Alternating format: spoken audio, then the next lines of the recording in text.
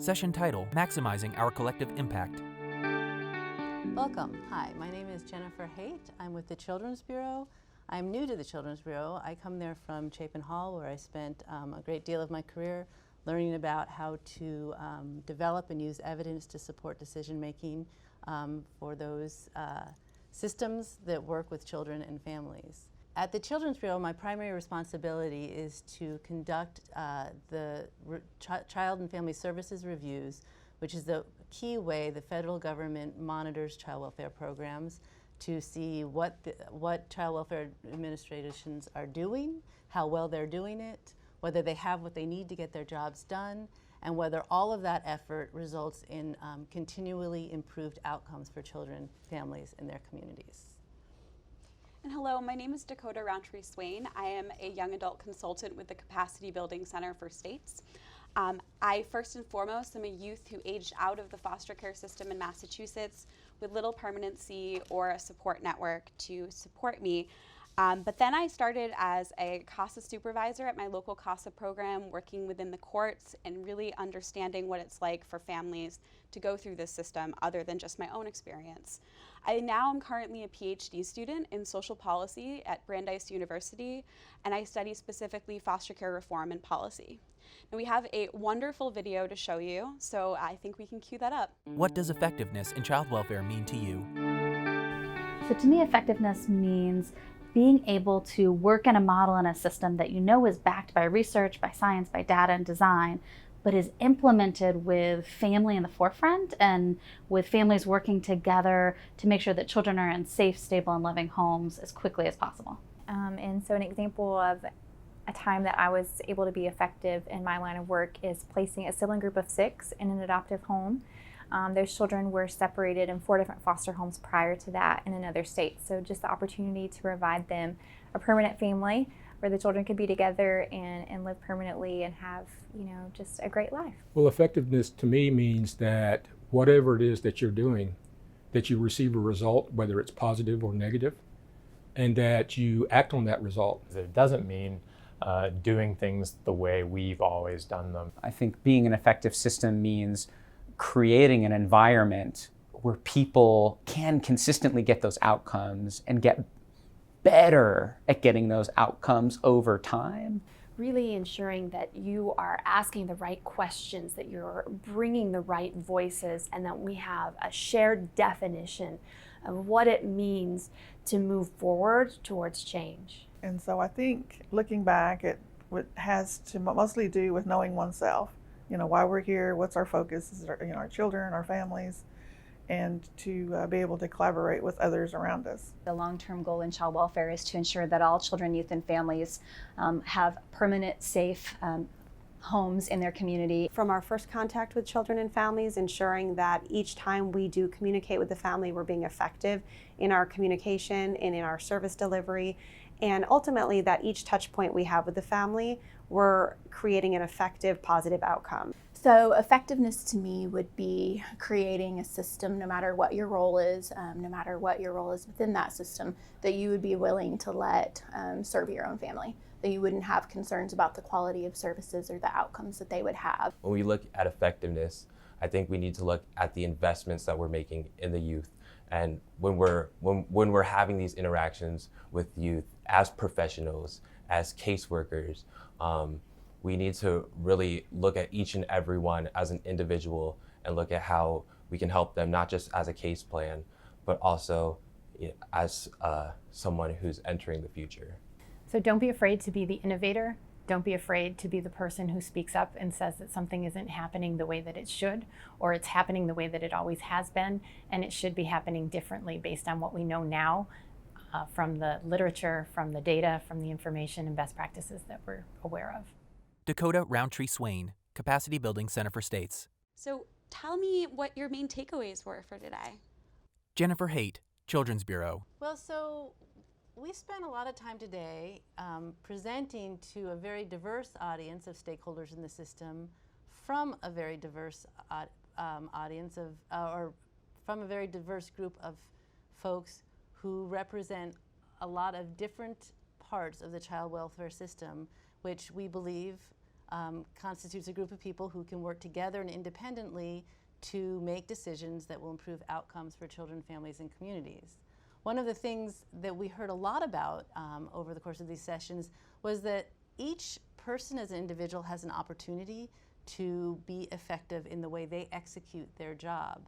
And a lot of us as well have the obligation to consider how well we're doing our job, or how well the systems in which we work are doing their job or executing their function to create better opportunities and better outcomes for children and families and communities.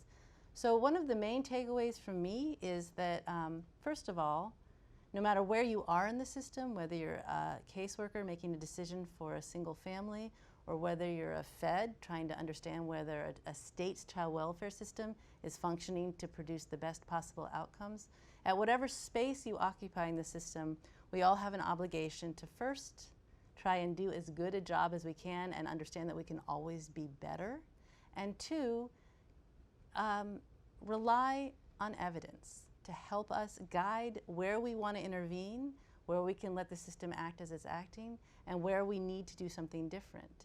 Be guided by evidence in how we interact with families, how we help families join us in making decisions that affect their lives, how we use the information that we capture in the case record to understand where we've been effective and where we haven't, and how we summarize all of that information up to understand where systems have strengths and where they have opportunities to do better. So if you go back and reflect on what other folks have said, you'll see that these themes of relying on evidence, making good decisions, understanding where you function in the system and what your obligations and opportunities are, all sort of create great hope for continued improvement in the system, and itself contributes to the evidence base. This is one of my favorite things about the work that I do, is that I work to both generate evidence, learn from it, disseminate it, and keep on doing that. And I think that's sort of one of the main messages we got throughout the day. Phenomenal. So I really think that it's important for us to understand how casework builds into system review. So we have a graphic that is part of your resource pod. So if you want to follow along, feel free. So it starts with the case notes and reports here. And this represents the daily, sometimes tedious, on-the-ground data collection that social workers, supervisors, everyone that is basically working directly with the case provides. And it really shows the snapshots of the ground in which we show the evidence-based system review that can be improved through that data. So it's really important, even though it's tedious, to collect that data, definitely. And so we go next into the state administrative data pod. And this is the meso level. So before it was the micro level on the groundwork, this is sort of the middle ground between the macro and the micro. So this data involves systemic reviews that use micro data to understand outcomes and potential pitfalls. When it comes down to money, also, the more accurate the data is, the more the state we can have allocated money to the states to have more caseworkers potentially in child welfare services. So this is why the daily data collection is so vital, as you are very much aware. And now as we go up to the national level, to the national statistics, many researchers, including myself, use data and statistics from all of these other levels to have a clear view of what's happening in states to create better policies, allocate money, and build knowledge. But it's not just researchers who use this data. Policymakers, legislators, government agencies, among others, use this data to create real, hopefully lasting change. Your data is vital, and we really need you guys to collect it, because it seems tedious on the ground, but it really matters for people like Jennifer and I who are trying to better the child welfare system on a national level. So I think we can move into our conversation around how do we increase the understanding that everyone has a role in improving outcomes and improving effectiveness.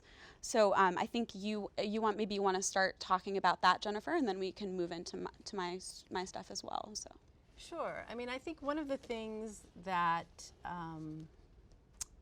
that sometimes people view as troubling, and sometimes if you're me, you view as exciting, is that this increased emphasis on accountability sometimes feels like you're, especially if you're the person on the front line who is being told that you have to generate data, you have to enter data into the system, you have to record every conversation. It feels like that the accountability is sort of personal.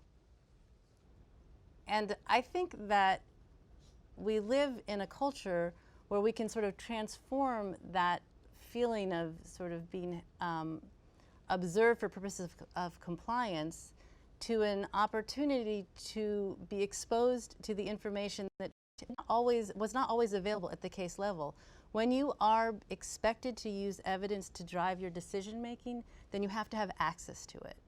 And so this responsibility to sort of record what you do and when you do it is also, as you pointed out, the way the evidence base gets built. Exactly. And it's empowering. I think that that's one of, I think in order for it to actually realize its full potential, that's one of the ways that folks in leadership levels within systems have to be accountable to themselves. They have to create the opportunity for people on the line to have access to the information that they're responsible for and to be able to use it in a way to support their decisions. I think that that's the pivotal thing, as you point out on our graphic. Yeah. Those decisions that get executed case by case by case and then recorded, they aggregate up. They tell us what's working, they tell us what's not working, and they help us make change. And I think this is so coming from the Children's Bureau's perspective, I think that's incredibly important to note. Coming from a foster care perspective, when I was in care, I was always, a researcher. So I really looked into the data. And when I felt like this one small person in foster care and no one else was experiencing what I was experiencing, I looked at the AFCARs when I was 16 and found that there were 10,000 other youth in Massachusetts alone that were experiencing exactly what I was experiencing. And it made me feel a lot less alone. So the data that you're collecting on the ground not only matters to practitioners and researchers like me now, but also to the kids that we're serving, because they actually get to know they're not alone and there are lots of other kids like them. Well, I just have to add that your noting that raises a couple things for me. First of all, that it's not only the data that helps us do better at our work, but it's also sort of, well, I would say it's data, but it's not administrative data. It's creating opportunities for young people like you to participate in their own decisions, right? Absolutely. So when you make these data available not only to the supervisors and caseworkers and the partners in the system who are supporting families in making decisions and young people, if you also create knowledge that people like you can have access to, you are creating a space for a voice that we all recognize needs to be heard much more clearly. Absolutely. And that too is why I want to sort of flip the script on sort of the obligation to record data as sort of an opportunity to spread knowledge. Absolutely. And you can't do that without the very frontline workers feeling the same sort of commitment, responsibility, and power that you get from knowing something. Yeah, completely. I think this kind of goes into the whole topic that we're focusing on here is effectiveness and child welfare. And I want to just talk a little bit about what that means to me, and I think it means a lot to different people. For me, it's having enough placements so youth do not have to sleep over at area offices because they don't have a place to go. It's helping a mother who has substance abuse problems, really, really working with her holistically so that she can be reunited with her child. It's not aging out of the system without permanency. We can all work on effectiveness and improving outcomes for children, youth, and families. There's the social workers tirelessly fighting for a bed for that child and then advocating in their community to have foster parents step up. There's the supervisor who finds time to collect reports and provide guidance and support to her staff. There's the workers at the Children's Bureau who come to teach us more about what our goals should be, like Jennifer here. We're all dedicated to improving outcomes and improving effectiveness, but these jobs are so incredibly difficult, and it's easy to lose sight of the broader goals. Collecting data is essential on all levels because it really allows us to make those evidence-based decisions, and everyone plays a role in that. So when we collect this data, what we're really doing is finding new ways to help children and families, which I know is all of our goals. Yeah, well, I really could not agree with that more. I think, though, that what I want to also note, and I know you know this, is that it's not only about the data or the evidence. It's also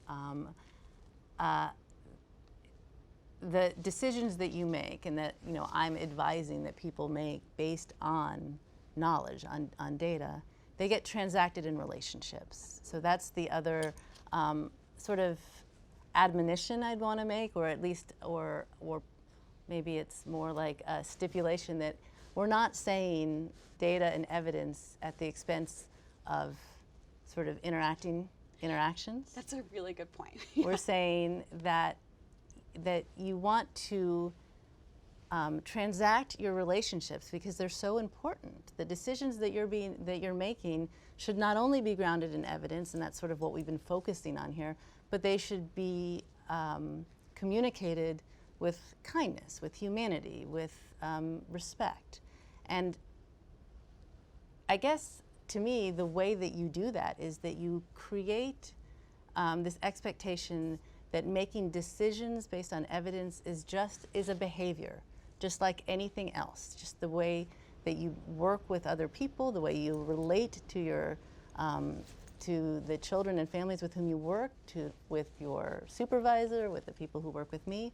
All of those are relationships that the decisions which govern them are sort of grounded in data and evidence, but they're transacted with humanity. Exactly. So we're not replacing the social work with data. We're not looking to have artificially intelligent caseworkers making decisions on behalf of children and families. We're saying that we can do both. Exactly. And there's evidence that supports making sure that we do that. Mm-hmm. I think that qualitative research is a really good sort of way of viewing this too, because I'm a qualitative researcher, and in my research I interview former foster youth about their experiences, and what we found is that the more that they have agency, the more of control they feel like they have. So those relationships that we build really need to involve youth and families and make sure that they feel like equal partners in a process of improvement together, instead of there being an antagonistic relationship. And I think that relationship aspect, I'm so happy you highlighted that, because that's what we do every single day on the ground, is we work with people, and people are not just data, and people are not just statistics. I am not just the statistics of aging out foster youth, right, but seeing those statistics helps me feel less alone. So you mentioned qualitative research. Like, yeah, there's an increasing amount of evidence that says that not only what evidence-based program you might do, but you might choose is important, but how you do your job, how much time a caseworker has to be with a young person or with a biological family or with foster caregivers, all of that matters too. So we know that it matters. So part of my job is to work with states to understand whether they have the systems in place, like going from the micro up to the macro level, and saying, look, do you support the workforce in the way they need to be supported in order to manifest these behaviors that I think are so important, that you think are so important? So that means not only do they have the skills and ability to understand how to make meaning from administrative data or from case review summary reports, but also do they have the time to be with their families in the way that they need to be with them. That's part of the federal government's oversight. We look at that in the Child and Family Services Review just as much as we look at outcomes at the child and family level. Because if we don't create systems that support the kind of behaviors you and I are talking about, we're not going to be able to see them. Absolutely. So there is like this very large virtuous circle that's represented by your graphic, where everything that gets done on the family level aggregates up to system performance. And opportunities to improve exist from the case level all the way up to the system level. And in order to make those improvements, you need to be governed by science, by data, by evidence. So I'll follow up with that and just ask you, what does effectiveness mean to you in child welfare? Well, I thought a lot about that, and this is what I'll say. Effectiveness to me in child welfare means that wherever you are in your system, your behaviors are motivated by curiosity, by wanting to know something, by asking questions, by open-mindedness, by understanding that the answer to your question might not actually be what you expected to hear or what you want to hear, but being willing to hear it. And by diligence, which means when you are curious and you ask a question, you answer it correctly. And when you are hearing an answer that you might not expect or you might want to hear, you still are willing to act on it. Be diligent. So to me, an effective child welfare system is one that is populated from the case level all the way up to the federal government by people whose decisions are guided by their curiosity, by their open-mindedness, and by their diligence. That's a wonderful answer and so well thought out. Thank you for that. So I think we can move towards our closing remarks here at the end of this wonderful Child Welfare Expo. So being in foster care or interacting with the child welfare system is incredibly difficult. You feel like you have no control over your life or your future. And aging out of foster care feels like no one met you who liked you enough to take you home. Our youth and families deserve to work with a system that is effective and that makes it possible to have it be a little less difficult and a little less heartbreaking. We serve our clients, once people like me and my family, to improve their outcomes and circumstances. The best way to do this is with concrete data, evidence-based practice, and continuous quality improvement. I urge you to talk to your clients about what the system actually feels like to them. What does it look like to be a client in the child welfare system? It's a daunting and scary process, but people like you make it a little better just by caring. Thank you for your continued work and dedication to making the lives of youth and family better. Thanks, Dakota. I don't have a lot to add to that. I want to thank everybody for joining us for this session and for all of the other sessions throughout the day, for being interested, for engaging, for learning, for signaling your willingness to try something new. I do hope that as you reflect on these presentations and the things you might have learned and the new questions that you might have had, that you will, that you might try on what I recommended just now with Dakota, is understanding the quest for effectiveness to first and foremost be a commitment to making decisions that are informed by evidence or data. So you can't be effective without knowing that you're effective, and knowing something requires generating or acquiring evidence. But what I said to you is what I really believe, is that is a behavior. It's not an act. It's not entering a piece of information into a computer or pulling something out, but it is a behavior that is characterized by those three attributes I said before, by being curious, by being open-minded, and I cannot underscore that enough, and by being diligent. And if you do those things, I think that we're all, that we, the children, the families we work with, the communities we work in, and the systems we work to improve will all be better because of it. So that's sort of, those are my closing thoughts. I do want to thank everyone for coming, and I'd like to urge you to support us in our efforts to always be better and figuring out how to get better by filling out the evaluation that you will find on the website. Evidence-based practice. And finally, we both want to thank you for the work that you do every day to help us help children, families, young people, communities thrive. Thank you. Logo for the Child Welfare Virtual Expo. Child Welfare Virtual Expo. This video was developed for the Child Welfare Virtual Expo by the Capacity Building Center for States and is sponsored by the Children's Bureau. Its content does not necessarily reflect the views and policies of the Children's Bureau.